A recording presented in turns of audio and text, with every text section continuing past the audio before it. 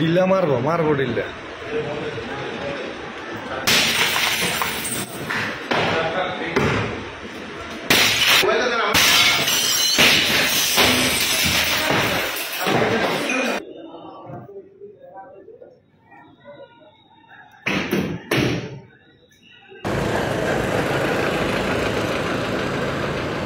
সকাল 7টা থেকে শুরু করেছে, দফায় দফায় তারা আমার বাড়িতে আক্রমণ করতেছে।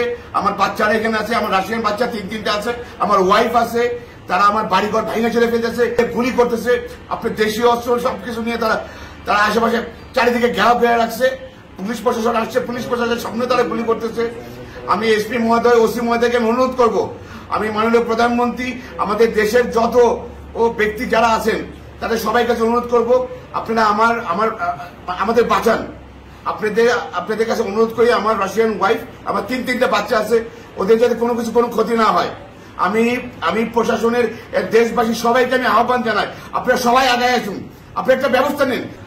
আমি ওসি সাহেবকে বারবার করে জানিয়েছি। ওসি সাহেব আমাকে বলেছিল যে আপনি কোনো চিন্তা করেন না, আমি ব্যবস্থা নিয়েছি, আপনি কোনো চিন্তা করেন না, আমার ফোর্স আছে, আমার লোকজন আছে, কিছু হবে না।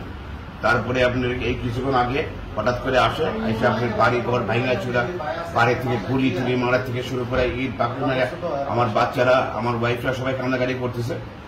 আপনি যে আমি ওসি সাহেব পাঠাইছি, যে ভয়েস মেসেজ আছে, আমি ওসি সাহেব আমার বাড়ি ঘর পুরো ভেঙে ফেলতেছে, আপনারা কি করতেছেন?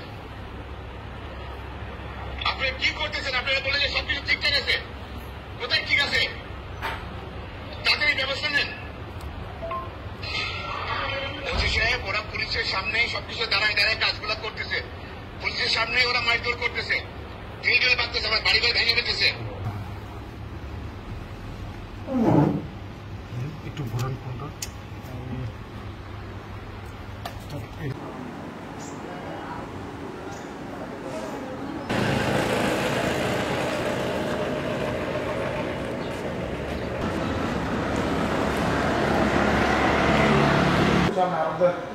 ফ্লাইওভার নিচে